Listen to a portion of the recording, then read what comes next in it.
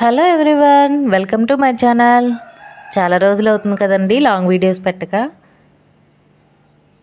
అందుకనే కొంచెం గ్యాప్ తీసుకుని మీ అందరికీ చాలా యూజ్ అయ్యే మంచి వీడియో ఒకటి పోస్ట్ చేస్తున్నానండి. నేను లాస్ట్ వీడియోలో ఒక ఐస్ క్రీమ్ చేసే వీడియోలో ఐస్ క్రీమ్ బేస్ అని యాడ్ చేశాను. ఆ ఐస్ క్రీమ్ బేస్ని వీడియో తీసి ఇంతవరకు పోస్ట్ చేయలేదు. అందుకని ఈరోజు ఆ ఐస్ క్రీమ్ బేస్ని ఎలా తయారు చేసుకోవాలో ఈ వీడియోలో మీరు చూసేయండి. అండ్ చూసి చాలా సింపుల్, చాలా ఈజీ అండి. చూసి తప్పకుండా మీరు కూడా ట్రై చేసి మీ ఇంట్లో వాళ్ళకి చేసి పెట్టండి. నాకైతే మంచి మంచి కామెంట్స్ వచ్చాయి. చాలామంది చాలా బాగుంది, ఏంటి బయట నుంచి తెచ్చావా అని అడిగారండి నన్ను.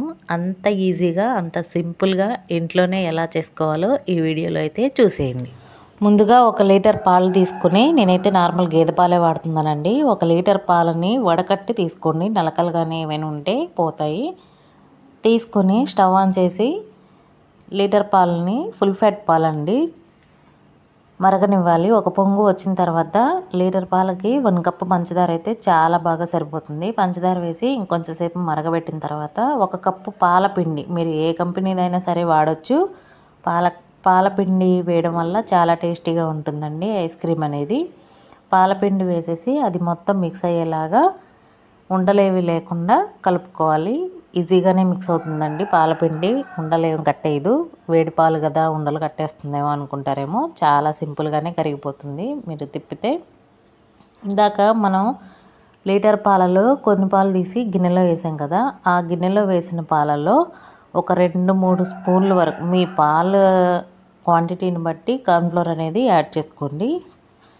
నాకైతే 3 స్పూన్స్ పట్టింది. 3 స్పూన్స్ కార్న్ఫ్లోర్ని ఆ పచ్చి పాలలో వేసి బాగా కలిసేలాగా మిక్స్ చేయాలి. కలవకపోతే కార్న్ఫ్లోర్ అనేది పాలల్లో గడ్డలుగా ఉండిపోతుంది. అలా ఉండకుండా ఉండాలంటే నీట్గా ఈ కార్న్ఫ్లోర్ మొత్తం పాలల్లో మిక్స్ అయ్యేలాగా కలుపుకొని ఆ వేడి పాలల్లో ఈ మిశ్రమాన్ని వేసి ఉండలేమి లేకుండా వెంటనే కలిపేసుకోవాలి. కొంచెం చిక్కబడిన తర్వాత గెంటెని మనం బోర్లించి ఈ మిశ్రమం ఎలా రెడీ అయింది అని ఎలా తెలుసుకోవాలంటే, గెంటెని బోర్లిచ్చి ఇలా ఒక స్ట్రైట్ లైన్ గీస్తే ఆ లైన్ అనేది నీట్గా ఎండ్ వరకు రావాలి. అలా వస్తే ఈ రెసిపీ అనేది రెడీ అయిపోయినట్టే అండి. ఈ రెసిపీని రెడీ అయిపోయింది కదా అని మనం వదిలేసి పక్కకెళ్ళి వేరే పనులు చేసుకోవడానికి కుదరదండి. ఈ రెసిపీని కలుపుతూ మనం చల్లారనివ్వాలి, లేదంటే మేగడ కట్టేస్తుంది. మేగడ అనేది కట్టకూడదు.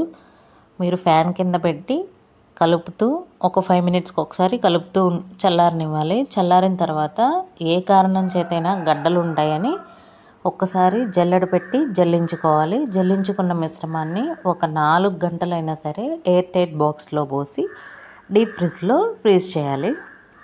5 గంటల తర్వాత ఏం చేయాలనేది నేను లాస్ట్ వీడియోలో పోస్ట్ చేశాను. ఆ వీడియో లింక్ అనేది ఈ వీడియో కింద డిస్క్రిప్షన్లో ఇస్తాను. అది చూసి మీరు కూడా ఐస్ క్రీమ్ని ఇంట్లోనే ఈజీగా ప్రిపేర్ చేసుకోండి. లేదు మాకు ఆ వీడియోలో దొరికే ఇంగ్రీడియంట్స్ అన్నీ దొరకవు అనుకుంటే ఈ వీడియోలో చూపించిన 4 గంటల తర్వాత ఐస్ క్రీమ్ అనేది చాలా బయటకు తీస్తే చాలా గట్టిగా ఉంటుంది. ఒక 10 నిమిషాలు బయట ఉంచితే కొంచెం లూజ్ అవుతుంది. ఆ లూజ్ అయిన మిశ్రమాన్ని మిక్సీలో వేసేసి కాచిన పాల మీద మేగడ ఉంటుంది కదా, ఆ మేగడ 3-4 డేస్ నుంచి దాచుంచండి. ఆ మేగడ వేసి ఈ మిశ్రమాన్ని మిక్సీ పట్టేస్తే చాలా ఫ్లఫీగా, చాలా స్మూత్గా, చాలా బాగుంటుందండి ఐస్ క్రీమ్ అనేది ఇంట్లోనే.